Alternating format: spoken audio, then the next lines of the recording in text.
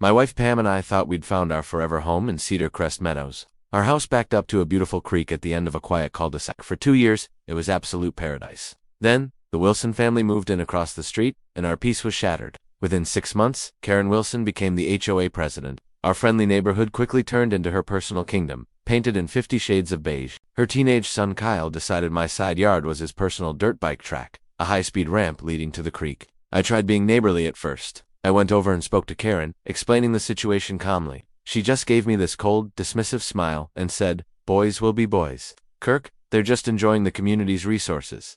I told her, "My yard isn't a community resource, it's private property." She couldn't have cared less. So, I did what any homeowner would do. I built a gate. It was a simple, code-compliant wooden gate with a standard latch. Problem solved. Right? Wrong. A few days later, I was in my living room when I saw flashing red and blue lights outside my window. I walked out to a full-blown circus. Kyle was on his phone, screaming dramatically that I was holding him hostage. And there was Karen, in full performance mode for the police officers. "Officers," she declared, "this man has illegally barricaded a public access path. My son is trapped." One of the officers, who looked like he'd seen it all, walked over to my gate. He glanced at the latch, reached his hand over the top, and just slid it open.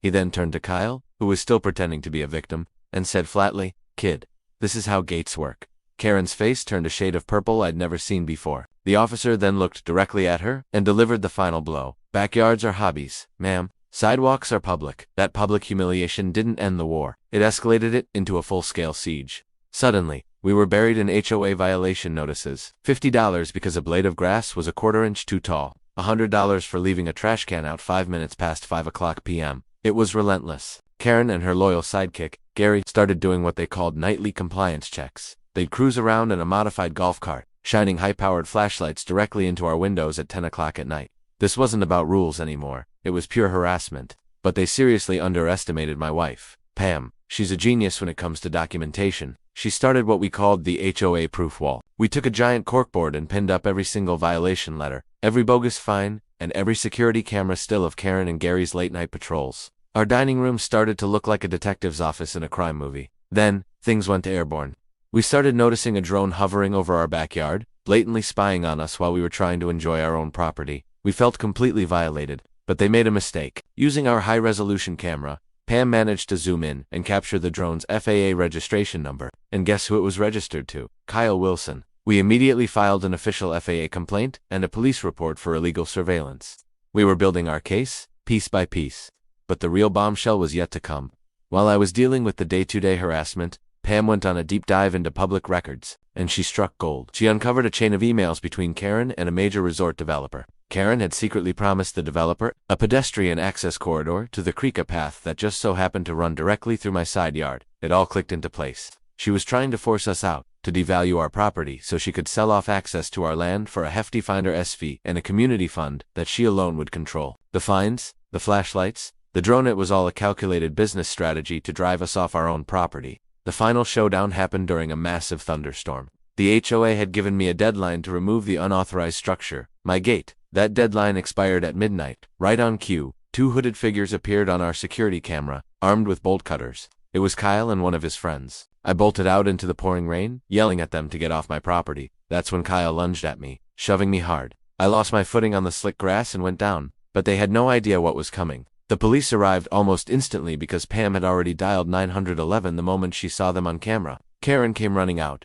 of course, screaming that I had assaulted her precious son, but her theatrics were cut short. Pam calmly stepped onto the porch, holding her tablet. She had them. She played the footage from 3 different camera angles. Our ring cam, a hidden trail cam, and a neighbor's cell phone video. All 3 showed the same, undeniable truth. Kyle and his friend trespassing, using burglary tools, and then Kyle assaulting me. Kyle was cited for criminal mischief and assault, right there on the spot. But I wasn't finished with Karen. I decided to use the HOA's own rules against her. I remembered their nuisance noise bylaw. Karen and Gary loved terrorizing the neighborhood in their loud, modified golf cart. So, I bought a professional decibel meter. I waited for one of their late-night patrols and recorded them. They hit 72 decibels at 10:15 p.m., blasting past a 55 decibel limit. I wrote up a formal complaint, attached the evidence, and sent it to every single board member. They had no choice.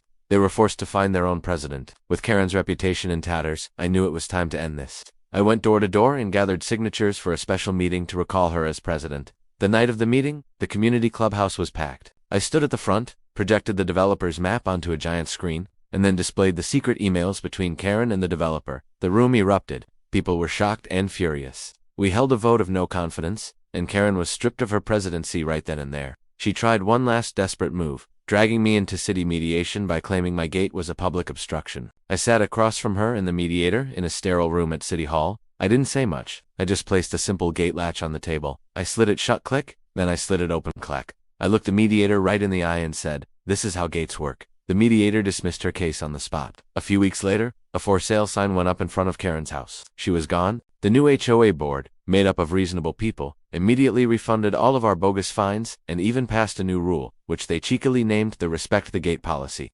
Now, when I sit in my backyard by the creek and hear the faint click of my gate latch, it doesn't sound like a barrier. It sounds like peace. It sounds like victory. Thanks for watching. If you want to hear more stories about standing up for what's right, make sure to subscribe to BestWithB12. See you next time.